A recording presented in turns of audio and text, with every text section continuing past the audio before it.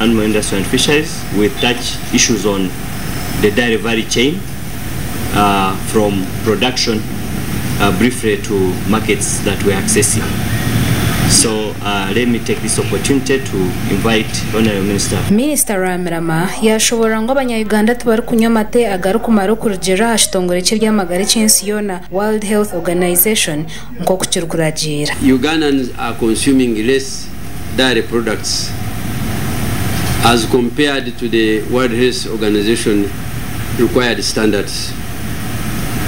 The per capita consumption for World Health Organization for normal human beings is 200 liters. Ubu yayongera yashobora hanshonga yo kwanga ko amatega ya Uganda mu ihange rya Kenya ngo baherezo kutunga katare k'amato mu mahanga Uganda hatari kwese bahihanga irya Kenya. First of all, it is not true that our dairy products are substandard.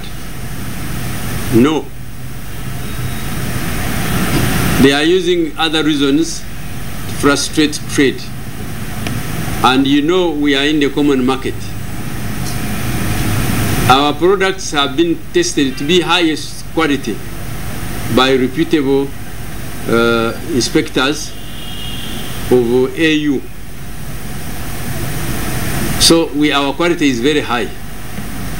The challenge is that we are very competitive and they are trying to protect their domestic production, which in my view is contrary to ESC protocol.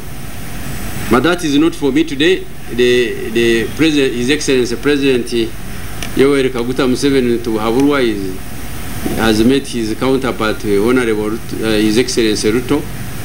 We shall see the outcome. Minister Ramirama yashaba abanya-Uganda kwejumbira mu kunyomate ngo hakubanagayamba ahambiri yabo. Our consumption is still very low and the government has put the following measures in place. One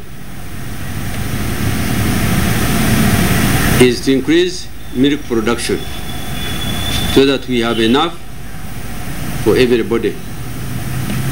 Number two, to improve the quality of the dairy products along the value chain. Gashaka Ronald Ngabirano, Sky TV, Agenshonga.